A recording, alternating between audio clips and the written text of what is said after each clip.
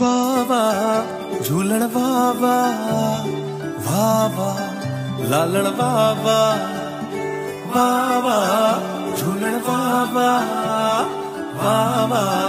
पूरे के पूरे हमारे सिंधी समाज को बहुत ही सुंदर बाबा झूलेलाल की इस भव्य यात्रा की बहुत ढेर सारी बधाई, शुभकामनाएं।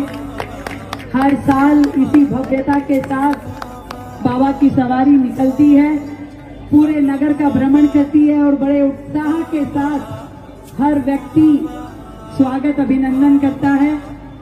और इस चलिया महोत्सव पर मैं आप सभी को इतना ही कहना चाहती हूँ कि बाबा की कृपा हम सब पे यूं ही बनी रहे।